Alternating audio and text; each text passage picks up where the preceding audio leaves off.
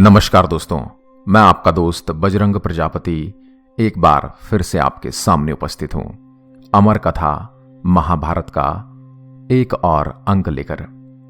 बात चल रही है अभिमन्यु के पराक्रम की। युद्ध चल रहा है चक्रव्यूह में, पूरी कौरव सेना और अकेला अभिमन्यु। जैसे जैसे योद्धा उसके सामने आते जाते हैं, या तो वे मारे जाते हैं या फिर उन्हें युद्ध भूमि से पलायन करना पड़ता है। इस अद्भुत पराक्रम को देखकर धृतराष्ट्र की चिंता बढ़ती जा रही है और उन्होंने संजय से कहा, संजय, जैसा कि तुम बता रहे हो, अकेले महामना अभिमन्यु का बहुत से योद्धाओं के साथ अत्यंत भयंकर संग्राम हुआ और उसमें विजय भी उसी की हुई। सुभद्रा कुमार का यह पराक्रम आश्चर्यजनक है। उस पर सहसा विश्वास नहीं होता, परंतु जिन लोगों का धर्म ही आश्रय है उनके लिए यह कोई अत्यंत अद्भुत बात नहीं है।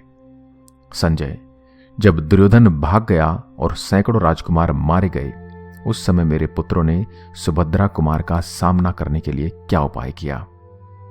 तो संजय ने कहा, महाराज, आपके सभी सैनिकों के मुंह सूख गए थे, आंखें भय से चंचल हो रही थी, सारे अंग पसीना पसीना हो रहे थे और उनके रोंगटे खड़े हो गए थे। वे भागने में ही उत्साह दिखा रहे थे। शत्रुओं को जीतने का उत्साह उनके मन में तनिक भी न था। वे युद्ध में मारे गए भाइयों, पितरों, पुत्रों, सुहृदों, संबंधियों तथा बंधु बांधवों को छोड़कर अपने घोड़े और हाथियों को उतावली के साथ हाँकते हुए इधर उधर भाग रहे थे। राजन, उन सबको भागते देख द्रोणाचार्य, अश्वत्थामा, बृहदल, कृपाचार्य, दुर्योधन, कर्ण, कृतवर्मा और शकुनी ये सब अत्यंत क्रोध में भरकर अपराजित वीर अभिमन्यु पर टूट पड़े, परंतु आपके उस पौत्र अभिमन्यु ने उन सबको प्राय युद्ध से विमुख कर दिया।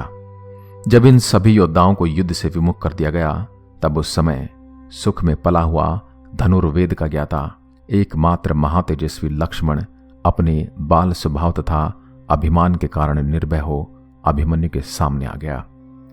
पुत्र की रक्षा चाहने वाला पिता दुर्योधन भी उसी के साथ फिर से लौट पड़ा। फिर दुर्योधन के पीछे दूसरे महारथी लौट आए। जैसे बादल किसी पर्वत को अपनी जल की धाराओं से सींचते हैं, उसी प्रकार वे महारथी अभिमन्यु पर बाणों की वर्षा करने लगे।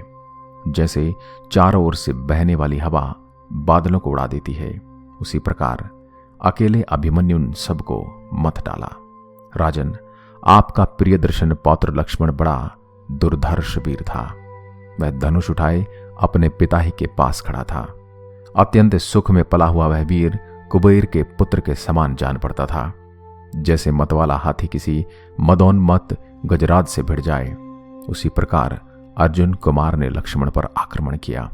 लक्ष्मण से भिड़ने पर उसके द्वारा शत्रु वीरों का संहार करने वाले सुभद्रा कुमार की भुजाओं और छाती में अत्यंत तीखे बाणों का प्रहार किया। महाराज, उस प्रहार से लाठी की चोट खाए हुए सर्प के समान अत्यंत क्रोध से भरे हुए आपके पौत्र अभिमन्यु ने आपके दूसरे पौत्र लक्ष्मण से कहा, लक्ष्मण, इस संसार को अच्छी तरह से देख लो। अब शीघ्र ही परलोक की यात्रा करोगे। इन बांधव जनों के देखते देखते, तुम्हारे पिताश्री के देखते देखते, गुरु द्रोणाचार्य, महाबली कर्ण और अश्वत्थामा के देखते देखते मैं तुम्हें यमलोक पहुंचाऊंगा। ऐसा कहकर शत्रु वीरों का संहार करने वाले महाबाहु सुभद्रा कुमार केचुल से निकले हुए सर्प के समान एक भल को तरकस से निकाला। अभिमन्यु के हाथ से छूटे उस भल ने लक्ष्मण के देखने में सुंदर सुघड़ नासिका, मनोहर बौं, सुंदर के शांत भाग और रुचिर कुंडलों से युक्त मस्तक को धड़ से अलग कर दिया। तो इस प्रकार अभिमन्यु ने दुर्योधन पुत्र लक्ष्मण का इस महाभारत के चक्रव्यूह में वध कर दिया। और अब जो होने वाला है वह पूरी दुनिया जानती है, क्योंकि यही वह कारण था जिसके पश्चात दुर्योधन किसी भी नियम या किसी भी युद्ध के नियम को मानने के लिए तैयार नहीं था। उसके बाद उसने वही किया जो वह करना चाहता था। उसके बाद वह हुआ जो महाभारत में पहले नहीं हुआ था। उसके बारे में हम जानेंगे अगली वीडियो में। तब तक के लिए नमस्कार। जय हिंद, जय भारत।